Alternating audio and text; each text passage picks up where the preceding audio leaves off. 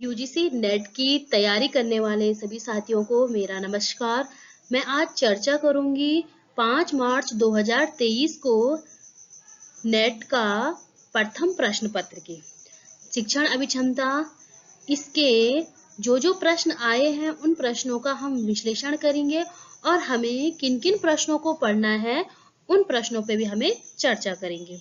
तो आते हैं, सबसे पहले तो हमें कौन कौन से प्रश्न पढ़ने हैं आगे आने वाली परीक्षाओं के लिए भी, और 5 मार्च 2023 में सबसे ज्यादा किस टॉपिक पे प्रश्न आए थे इन पे भी हम चर्चा करेंगे। तो आप देखिए, शिक्षण के स्तर, हमेशा इस पे प्रश्न बनते हैं। शिक्षण के स्तर पे एक ना एक प्रश्न जरूर बनता है। इसके साथ ही राष्ट्रीय मुक्त विश्वविद्यालय या प्राचीन विश्वविद्यालय, स्वतंत्रता के बाद के विश्वविद्यालय या आधुनिक शिक्षा प्रणाली, इसके साथ साथ यूजीसी नेट, एनसीटी, इन सभी के फुल फॉर्म, इनके जो भी स्थापना, संवैधानिक दर्जा कब मिला है, इन सभी के बारे में जो हर साल हर बार यूजीसी नेट में एक ना एक प्रश्न जरूर आता है। इससे इस यूनिट से 2-3 प्रश्न बन जाते हैं। शिक्षण सहायक सामग्री और फुल फॉर्म भी जरूर पूछे जाते हैं। स्वयं प्रभा, इस पे भी हर बार एक ना एक प्रश्न जरूर बनता है। पर्यावरण, प्रदूषण, वैश्विक समझौते और अंतर्राष्ट्रीय संगठन पे भी। Virus, memory, device, protocol, topology, network, computer शब्दावली। इसके साथ साथ संप्रेषण को भी आपने ध्यान रखना है, इकोडिंग, डिकोडिंग, ये सारी चीजें। अनुसंधान, अनुसंधान के प्रकार, अनुसंधान की विशेषताएं, विशेषताओं के साथ साथ उसकी प्रकृति हो गया, उसके उद्देश्यों को भी आपको ध्यान में रखना है। और अनुसंधान प्रक्रिया के सोपान बहुत ही इंपॉर्टेंट है, मैं इसको आपको शॉर्ट ट्रिक भी बता दूंगी, इसको याद कैसे करना है आपने। और क्रियात्मक अनुसंधान, इनको भी आपने अच्छे से ध्यान रखना। और अनुसंधान के प्रकार में सभी आ जाएंगे, आप समझते ही होंगे, मात्रात्मक, गुणात्मक और अलग अलग आगमन, निगमन, ये सारी चीजें आपको ध्यान में रखना है अनुसंधान के। रीजनिंग जानते ही हैं, इसमें वर्णों का क्रम, रिश्ते, दूरियां और क्या कहते हैं इसको, रीजनिंग के साथ साथ मैथ्स के भी कुछ प्रश्न आते हैं। आप जानते ही होंगे कि एक चार्ट डायग्राम से संबंधित प्रश्न भी आते हैं। और मूल्यांकन, मूल्यांकन जो हमारा शिक्षण अभिक्षमता है उसको भी आपको ध्यान में रखना है। मूल्यांकन में सतत और व्यापक मूल्यांकन आपको जरूर ध्यान रखना है। सबसे पहले तो आप इन टॉपिकों पे, इनके बारे में अच्छे से जान लीजिएगा। बाकी चार्ट वार्ट और गद्यांश, ये चीजें तो बात की बात है। आप इन यूनिटों को अच्छे से, इन हर पॉइंटों को अच्छे से कंप्लीट कीजिएगा। इनसे एक ना एक हर टॉपिक पे प्रश्न जरूर बनते हैं। अब मैं आपको बताती हूँ कि 5 मार्च 2023 में मुख्य जो मुझे याद हुए हैं, कौन कौन से प्रश्न आए हैं, इस पे हम चर्चा करेंगे।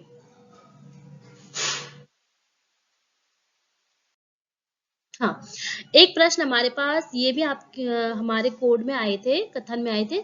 यूजीसी नेट को संवैधानिक दर्जा मिला 1956 में। आप सभी जानते हैं 28 दिसंबर 1953 को यूजीसी नेट की यूजीसी की स्थापना हुई थी और उसको यूजीसी को संवैधानिक जो दर्जा मिला है 1956 को मिला है।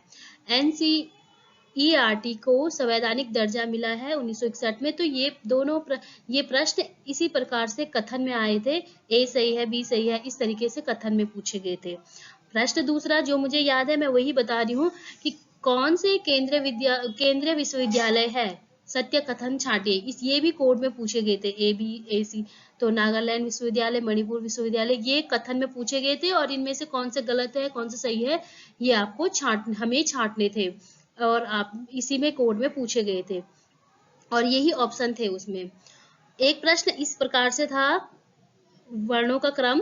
प्रश्न नंबर तीसरा देखिए, ए को हम 26 कहेंगे, जी ओ को 32, तो एस ओ एम ई को क्या लिखा जाए। तो इसको मैं बहुत ध्यान से आपने इसको करना था।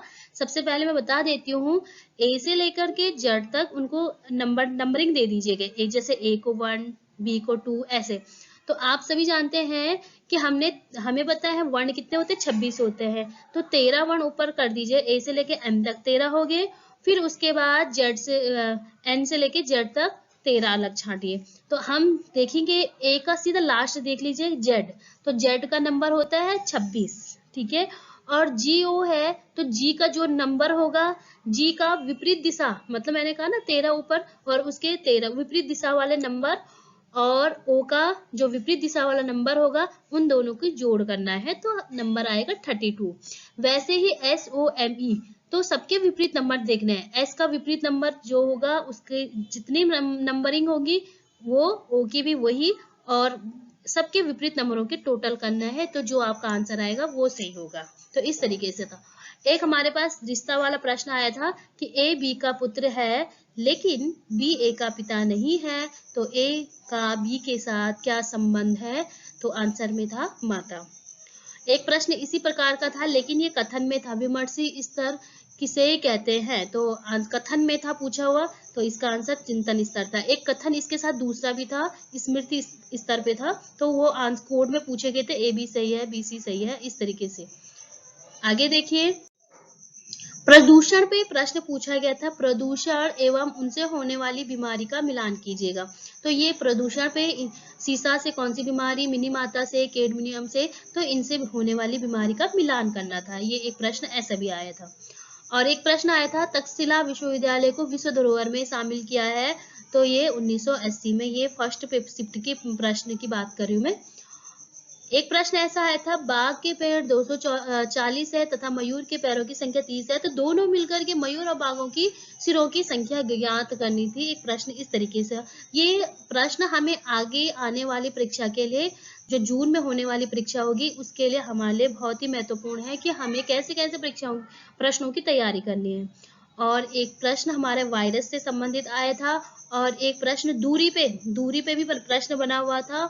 और गद्यांश पे, गद्यांश तो हमेशा ही आता है, और उनसे अच्छे से गद्यांश को समझना है और उनसे बने प्रश्नों को सॉल्व करना है।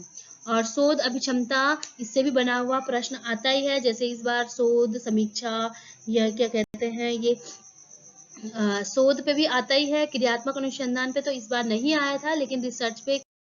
इस प्रकार आपको नेट की तैयारी करने के लिए इन टॉपिकों को जरूर ध्यान से रखना है, और इनको सबसे पहले इनके बारे में अच्छे से जानना है और इनके बारे में तैयारी करनी है। इसके अतिरिक्त फिर अन्य टॉपिकों को तैयार करें।